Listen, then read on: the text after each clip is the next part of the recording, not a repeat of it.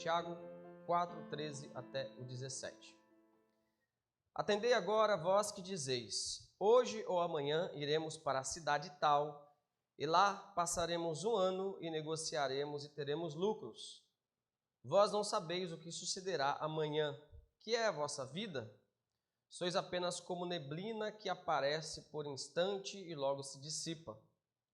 Em vez disso, devias dizer, se o Senhor quiser, não só viveremos, como também faremos isto ou aquilo.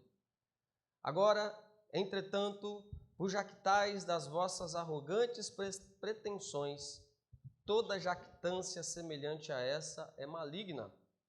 Portanto, aquele que sabe que deve fazer o bem e não faz, nisso está pecando. Oremos.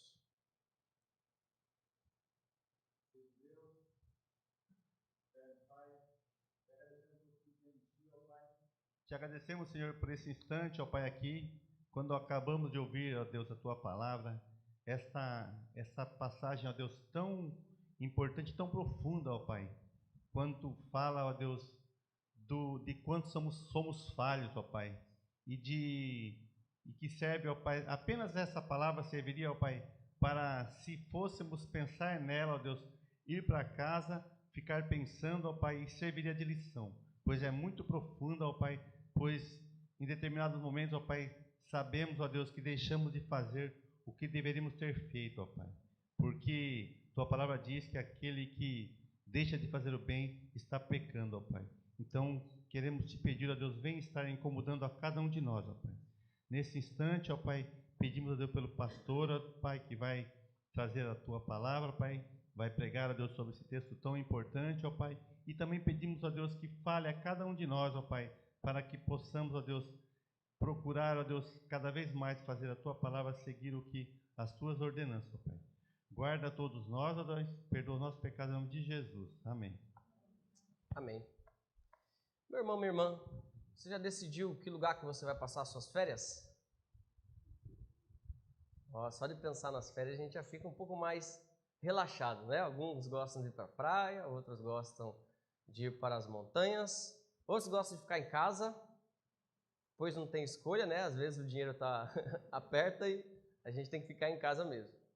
Mas fato é que hoje nós temos algumas possibilidades que não havia no mundo antigo. No século I, na Idade Medieval, as pessoas até conseguiam fazer negócios, viajar, mas isso era muito raro. Existe uma diferença gritante da nossa época para aquela época. Primeiramente, a questão da estabilidade econômica. Naquela época, as pessoas viviam da agricultura e, na maioria das vezes, tinham que esperar a plantação, a colheita, para poder programar o seu futuro. Por isso, quando nós comparamos a nossa época em termos de planejamento do futuro em relação ao primeiro século e até mesmo à Idade Medieval, vemos que havia muitas diferenças. Como planejar o futuro dentro de uma sociedade agrícola em que você não sabia se iria chover para que você pudesse depois colher? Como planejar o futuro sem os avanços tecnológicos que fazem com que hoje nós possamos viajar para lugares que não poderíamos de maneira alguma se não existisse avião, se não existissem os automóveis, motocicletas e assim por diante. Isso impedia muito no passado de as pessoas fazerem determinado tipo de planejamento para o futuro. Outra coisa que impedia o planejamento do futuro em relação a nós hoje em dia, daqueles que viveram no passado e até alguns que vivem no Oriente, em determinadas culturas, é a expectativa de vida. No passado as pessoas viviam pouco, portanto elas não tinham tempo para se preocupar tanto com o planejamento lá para a velhice, né? Pessoas não chegavam até os 60, 70 anos. Então não fazia muito sentido planejar o futuro. Nós olhamos também que o fato de a educação estar mais ao alcance da maioria das pessoas faz com que as pessoas tenham meios, mesmo pessoas simples, porque têm conhecimento através da educação que está muito expandida relacionada ao mundo antigo, em comparação ao mundo antigo, pessoas simples têm condições de planejar muito bem o seu futuro. Todas estas coisas, meus irmãos, demonstra que, quando se trata de planejamento do futuro, há um grande abismo entre hoje, o Ocidente e até mesmo o Oriente hoje em dia, mas especialmente o primeiro século e o mundo medieval. O que isso traz para nós? Isso traz para nós muita comodidade, só que isso traz também muitos problemas para a gente, porque é muito fácil e caímos nesse risco, sofremos isso, caímos nesse erro muitas vezes. É muito fácil a gente confiar no nosso conhecimento, é muito fácil a gente confiar nas nossas economias, é muito fácil a gente confiar no nosso plano de saúde para o futuro, né? Ou o plano previdenciário, que é mais relacionado ao futuro. E é muito fácil, então, nos nossos dias, é mais fácil do que naquela época, é mais fácil que nos esqueçamos de Deus nos nossos planejamentos futuros. É mais fácil que confiemos na educação, na ciência, na tecnologia, na expectativa de vida, em tantas outras coisas que são boas, mas acabam sendo coisas ruins, porque nós não sabemos, às vezes, usar da devida maneira. E nos nossos planejamentos futuros, acabamos fazendo como estes judeus ricos da igreja ou das igrejas para as quais Tiago tinha escrito a sua carta, que estavam planejando os seus negócios sem levar Deus em consideração, planejando o seu futuro, se esquecendo completamente de que o futuro não pertence a nós mesmos. Mas, meus irmãos, nós aprendemos com esse texto que nós devemos, então, submeter os nossos planos futuros a Deus. E a primeira coisa que eu quero compartilhar com os irmãos, dentro dessa ideia de que precisamos submeter os nossos planos futuros a Deus, é de que Deus é soberano sobre os planos humanos. Os seres humanos somos capazes de ter ideias, somos capazes de planejar, somos capazes da criatividade, só que Deus tem um controle disso. Nenhum planejamento humano ou ideia humana de planejamento, desde a sua origem, foge do controle de Deus. É por isso que o nosso texto diz muito claramente: atendei agora, vós que dizeis, hoje ou amanhã iremos para a cidade tal, e lá passaremos o ano e negociaremos e teremos lucro. Deus é soberano sobre os planos humanos. Nós olhamos muitas vezes nas Sagradas Escrituras que o ser humano planejou se rebelar, o ser humano planejou fazer coisas contra Deus. Um exemplo de rebeldia das Sagradas Escrituras é a Torre de Babel. Afinal de contas, aquelas pessoas ali se uniram para poder construir uma torre que iria simbolicamente até o céu, e essa torre seria, na verdade, uma afronta contra Deus. Deus destrói os planos da Torre de Babel na sua raiz. Deus destrói os planos da Torre de Babel no seu começo. E veja, meus irmãos, por mais que tenhamos todo esse aparente controle da nossa vida, que é todos esses fatores que eu citei, que são diferenças entre nós e aquelas pessoas daqueles dias do primeiro século, Deus está a todo momento, através de várias circunstâncias, mostrando para nós: eu controlo os seus planos. Eu controlo os planos humanos. Crises econômicas que destroem economias e deixam pessoas desempregadas. Deus está dizendo: eu controlo. A pandemia, que faz com que mesmo a ciência, com todo o seu desenvolvimento, que inclusive é louvável em muitas das áreas das ciências, faz com que a ciência fique perdida. Deus está dizendo: eu controlo os planos humanos.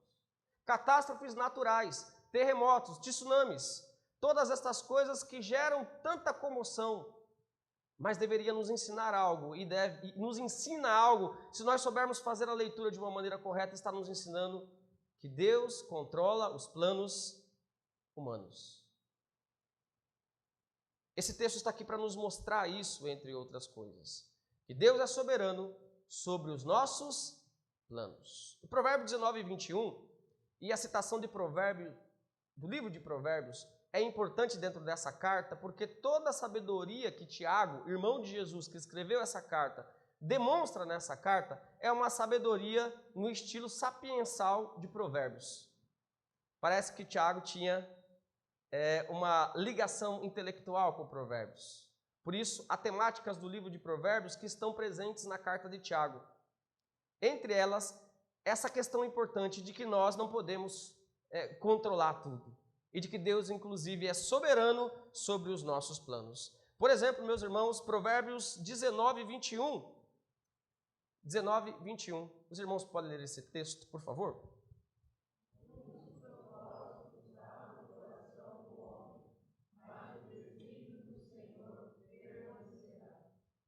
Ou em outra versão, as pessoas fazem muitos planos, mas quem decide é Deus, o Senhor.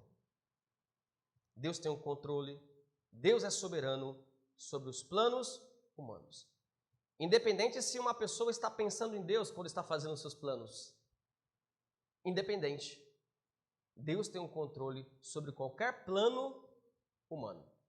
A segunda verdade que eu quero compartilhar com os irmãos, baseado nesse texto das Sagradas Escrituras, é que Deus também é soberano sobre a vida humana. Deus é aquele que dá a vida, Deus é aquele que tira a vida, Deus é aquele que dá a saúde, Deus é aquele que permite a enfermidade, Deus é aquele que faz nascer, Deus é aquele que faz morrer. Nas palavras de Isaías, eu faço a luz, eu faço as trevas, eu faço a paz, eu crio a guerra, eu faço todas estas coisas, diz o Senhor. Tudo está no controle de Deus, inclusive a nossa vida. No nosso texto, Tiago vai acompanhar todo o pensamento do Antigo Testamento que demonstra que a vida do ser humano é transitória. E ele vai dizer o seguinte no texto: que é a vossa vida? Sois apenas como neblina que aparece por instante e logo se dissipa. A neblina aponta para a fragilidade da vida humana.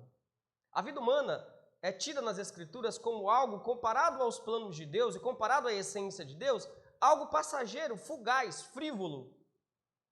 Uma neblina que logo se dissipa. Outras metáforas são usadas para ensinar a gente sobre isso. E veja, irmãos, às vezes a gente não aprende.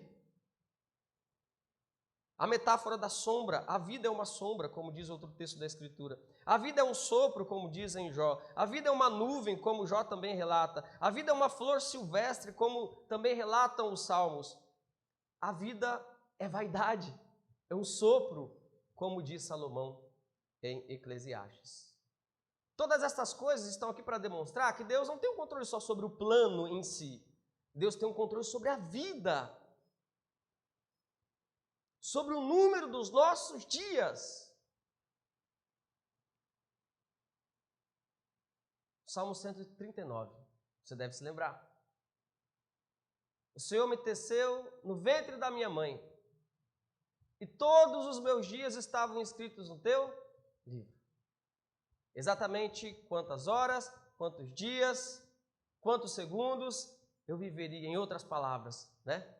Todos os detalhes da minha vida estavam escritos no teu livro. Tudo isso está dentro do controle de Deus. Isso, meu irmão, entre outras aplicações práticas, nos leva, ou pelo menos deveria nos levar, veja, embora esse texto esteja aqui com um tom de repreensão, eu quero fazer uma conexão com aquilo que Jesus fala em Mateus 6 sobre a ansiedade. O fato de que os nossos dias estão contados e o fato de que Deus controla a vida humana, segundo o próprio Jesus em Mateus 6, deveria nos trazer paz. Olha só que coisa curiosa, né? Em que sentido? No sentido que ele mesmo diz: com toda a sua ansiedade, você pode acrescentar um côvado à sua estatura? Se eu pudesse, acrescentaria, né, irmãos? Que eu estou um pouquinho abaixo da... Mas, em outras palavras, na linguagem que a gente está usando aqui, com toda a sua preocupação, você pode mudar o dia da sua morte?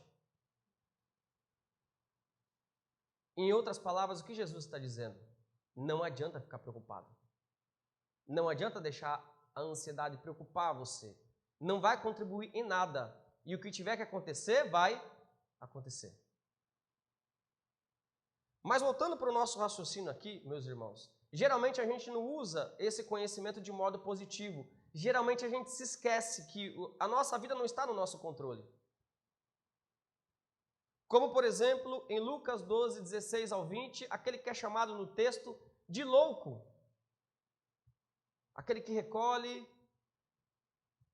toda a sua plantação, coloca no seu celeiro, manda fazer celeiros maiores e diz à sua própria alma, diz consigo mesmo, agora aproveita. Agora é o momento que você vai relaxar, você vai comer, você vai beber. Aproveita.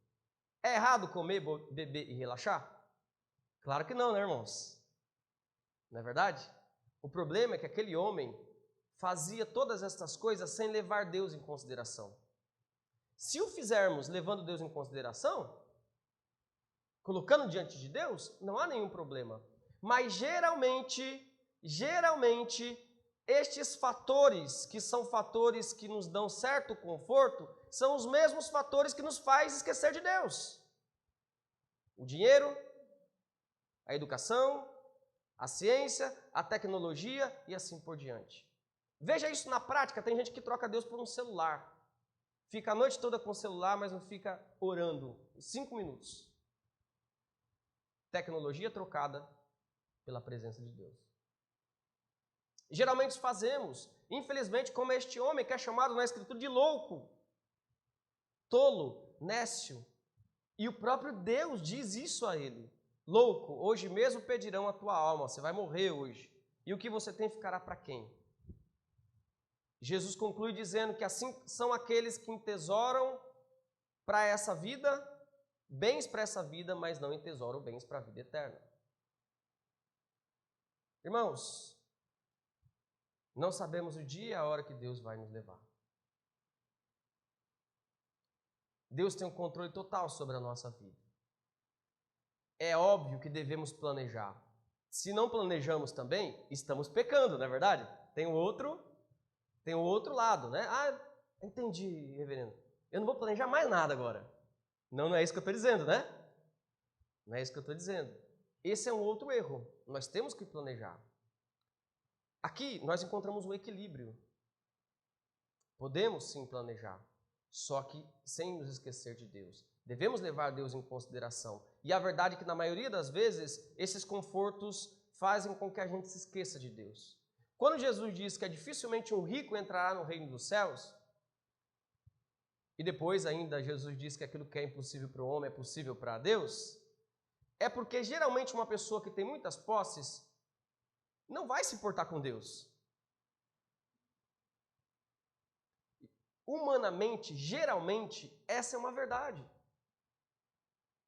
No final do texto vai ser dito, né? Mas aquilo que é impossível para os homens é possível para Deus. Quer dizer, se Deus quiser converter um rico, ele vai converter. Veja, irmãos, um exemplo prático. Quanto você tem na sua conta bancária? Não fale. Se você tivesse 1 milhão agora na sua conta bancária, se você tivesse, você estaria aqui agora? Não responda. Vamos refletir. Vou me colocar junto, tá? Se nós tivéssemos 1 milhão na nossa conta bancária, estaríamos, porventura, aqui em Juquiá, no Parque Nacional, nesse exato momento? Talvez não. Talvez não. Ou com certeza não. Vamos refletir. O que eu estou querendo dizer com isso?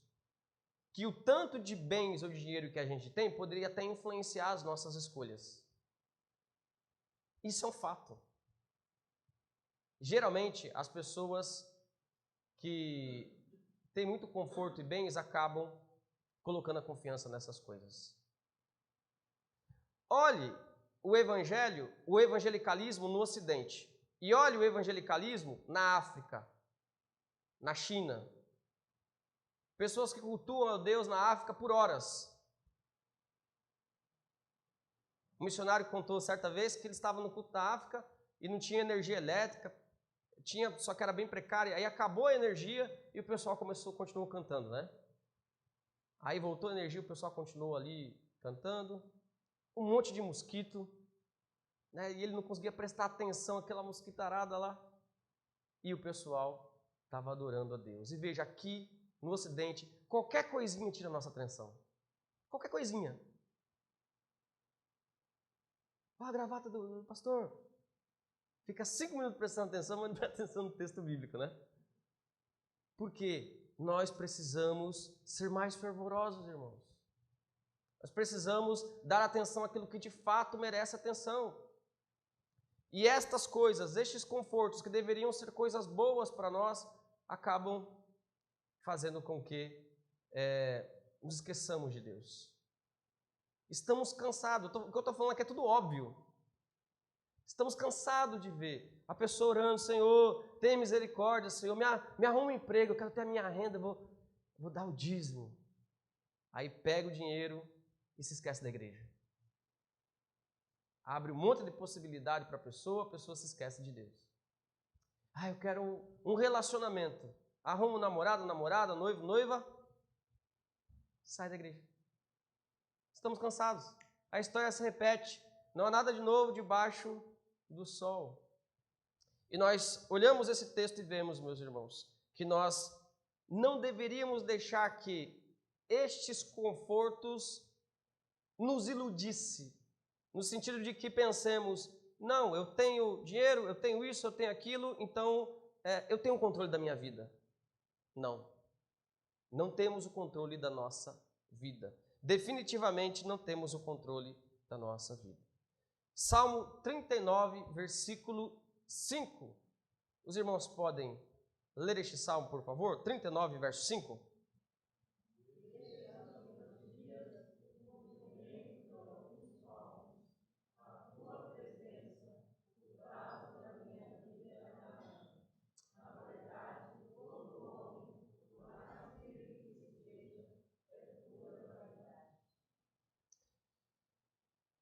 Em outra versão diz o seguinte: como é curta a vida que me deste, Deus. Diante de ti a duração da minha vida não é nada. De fato, o ser humano é apenas um sopro.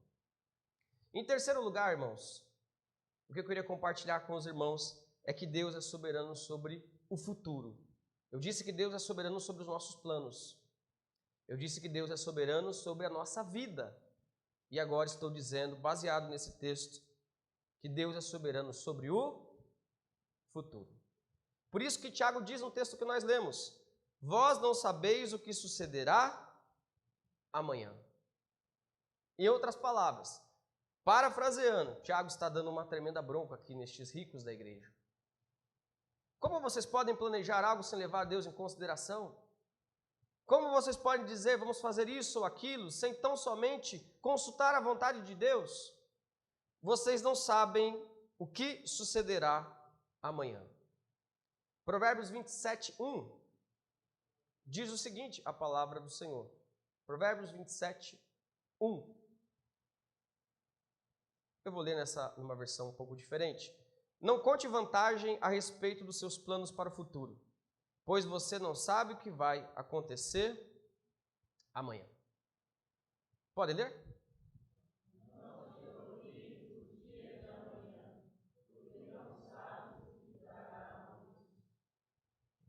Por isso, irmãos, estas 3 lições óbvias e simples que esse texto nos ensina, essas 3 partes, Deus é soberano, esse é o principal. Ele é soberano sobre os planos humanos. Ele é soberano sobre a nossa vida, Ele é soberano sobre o futuro. E eu quero trazer diante disso 2 aplicações principais para nós, além daquilo que a gente já está falando aqui. A primeira aplicação importante é: não sejamos, então, arrogantes. A arrogância, o orgulho, é um pecado muito grave. Aí você se pergunta, existem pecados mais graves do que outros? Tem uma discussão sobre isso no meio evangélico, né? Alguns dizem, não existe pecadinho, pecadão. Mas existe sim. Existem pecados mais graves do que outros. O Catecismo Maior e Menor de Westminster vai ter perguntas relacionadas a isso.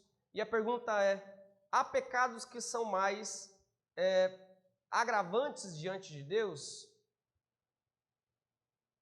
Sim, a resposta. Há pecados em razão de vários agravantes, e a palavra do catecismo é detestáveis, que são mais detestáveis diante de Deus do que outros. E o orgulho é um pecado grave, porque o orgulhoso, ele se coloca no lugar de Deus. O orgulhoso, o arrogante, ele diz, não, eu não preciso de Deus. E veja, não estou falando aqui do arrogante ateu. Estou falando aqui do arrogante que diz que acredita em Deus, mas vive como se Deus não existisse. O ateu prático. E todos nós aqui corremos o risco de sermos ateus práticos. De louvarmos ao Senhor, de bendizermos ao Senhor, de pregarmos, só que na nossa programação de vida, sermos orgulhosos de colocarmos nós mesmos como centro de tudo. Eu vou fazer aquilo, é de acordo com a minha vontade, eu vou planejar. A gente se esquece de Deus e vive como um ateu. Isso se chama arrogância. E Deus não divide a sua glória com ninguém, irmãos. Por isso que o texto diz, Tiago diz para aquelas pessoas, agora, entretanto, ou seja, ao invés de colocarem diante de Deus o plano futuro de vocês, vos jactais das vossas arrogantes pretensões. Vocês se gloriam das suas pretensões, eu vou fazer isso, eu vou fazer aquilo. E toda jactância, a gente não costuma usar muito essa palavra jactância, né? A gente costuma usar, mas é arrogância, né? A pessoa se gloriar. Toda jactância semelhante a essa não vem de Deus. É maligna, porque se coloca contra Deus. Inclusive, irmãos, dentro dessa aplicação é bom a gente entender algo importante. Às vezes somos arrogantes diante de Deus e damos uma roupagem de fé à nossa arrogância. Sabe como isso acontece? Vai dar certo. Já deu certo. Não, já deu certo. Como que você sabe que deu certo? Você é Deus? Não esquenta a cabeça que já vai, né? Não esquenta a cabeça. Não vai. A pessoa está enferma, né? Não esquenta a cabeça. Vai dar certo. Já foi curado. Como se isso fosse um símbolo de fé. Isso não é símbolo de fé. Isso não é fé. Fé não é uma confissão positiva. Fé bíblica não é confessar. Isso, de certa maneira, é arrogância. É arrogância, porque Deus não disse que a pessoa ia ser curada. Deus não disse que ia dar certo. Deus não disse que o problema ia ser resolvido. E às vezes, especialmente os líderes, né, evangélicos de hoje em dia, né? Não, esquenta a cabeça, já deu certo. Opa, calma aí, está iludindo a pessoa. E se não der certo? Isso não é fé.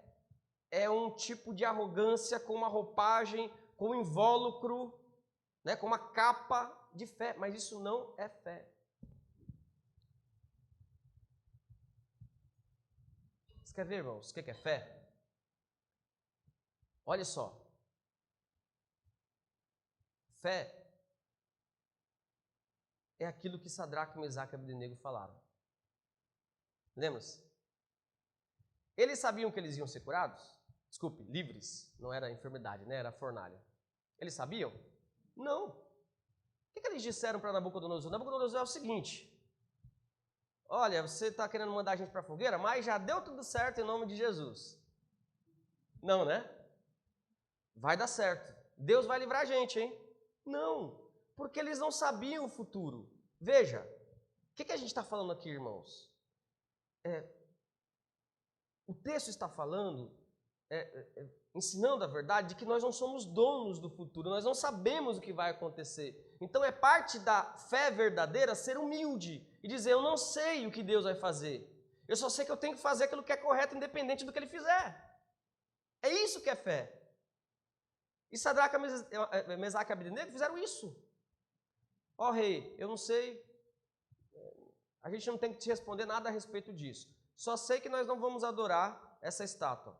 Não sabemos se Deus vai livrar a gente. Eles não sabiam. Se Deus não livrasse eles, Deus livrou. Só que Deus não livrou muitos outros. como a gente falou esses dias, né, que triunfaram, alguns vencendo e outros perdendo. Isaías, por exemplo, que segundo a tradição, foi cerrado vivo ao meio pelo rei Manassés, amando dele. Então, a fé real, a fé bíblica, é uma fé que o mundo evangélico, que muitos crentes não querem, eles não querem essa fé. Eles não querem um aconselhamento que diga assim, meu irmão, olha, pode ser que dê errado isso. Pode ser que Deus não te cure dessa enfermidade. Pode ser que você continue com esse problema. Pode ser. Mas, independente disso, você pode ter fé verdadeira, ter confiança verdadeira, independente da cura, independente de você passar por um momento de enfermidade. Isso é fé bíblica. E veja, o mundo evangélico, eles querem as coisas muito assim, como um passe de mágica, né? Então, exemplo. A pessoa está com problema financeiro e a pessoa, o que ela quer? Várias dívidas, o nome no Serasa, né? SPC, o nome, né? Serasa, SPC, né? Isso. Aí o que a pessoa quer? Ela quer que tudo que Deus resolva para ela isso assim, ó. E que aconselhamento que a pessoa quer ouvir? Ela quer que alguém aconselhe para ela o seguinte, olha, Deus vai resolver isso aí.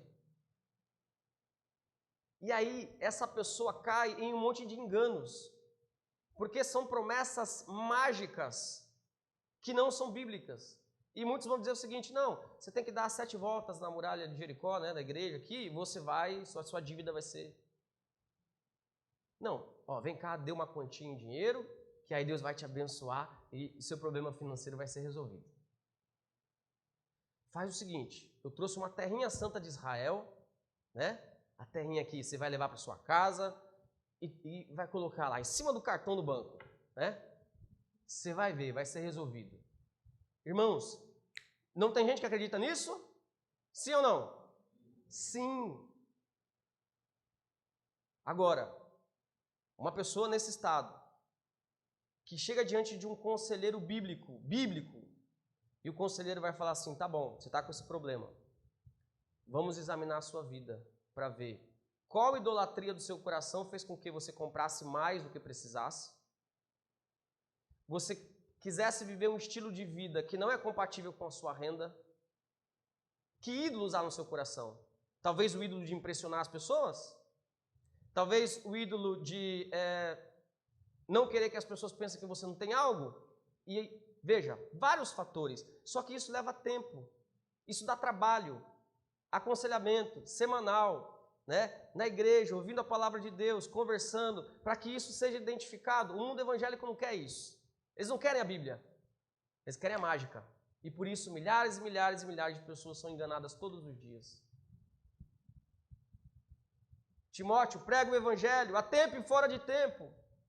Porque haverá tempo em que as pessoas não suportarão a sã doutrina.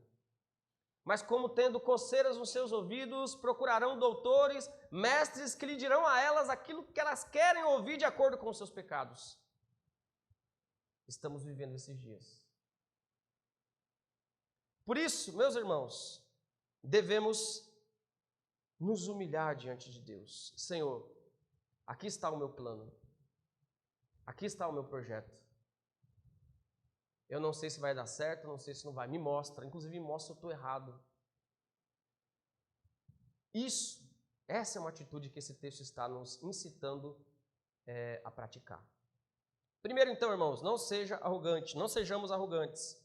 E em segundo lugar, o contrário disso, nós devemos ser humildes.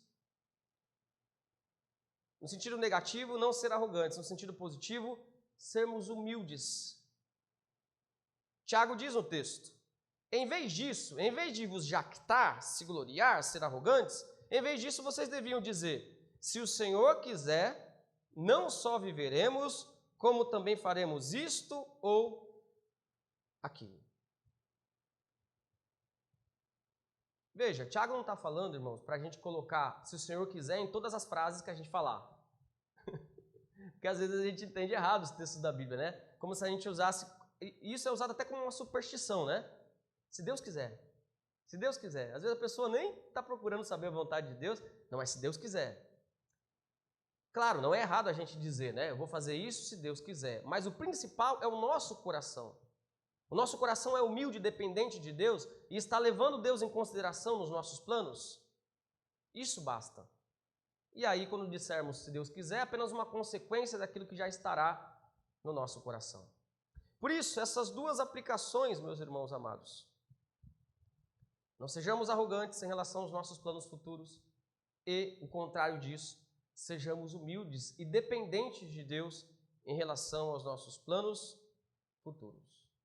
O que tem prejudicado você? Dinheiro, tecnologia, educação, uma falsa sensação de controle. O que tem prejudicado você? Submeta os seus planos a Deus. Leve em consideração a soberania de Deus, que Ele tem um controle. Ore pelos seus planos. Leve em consideração a legalidade do teu plano. Às vezes os crentes planejam coisas que são ilegais. E nem se perguntam se é legal aquilo que está diante da lei mesmo, né? Se isso é correto. Busque a vontade prescritiva de Deus para saber se realmente esse plano, esse projeto que você está colocando no seu coração para o futuro é um projeto que glorifica a Deus. A vontade prescritiva de Deus é a lei, os mandamentos. Esse meu plano, ele quebra algum mandamento? Isso que eu estou projetando é prioridade para a minha vida? É isso mesmo que eu preciso agora? Ou não tem tantas outras coisas que eu preciso no lugar disso? Essas perguntas são essas perguntas que devemos fazer são exemplos práticos de planejar o futuro, de como planejamos o futuro de uma maneira humilde, colocando Deus em consideração. E finalmente, irmãos,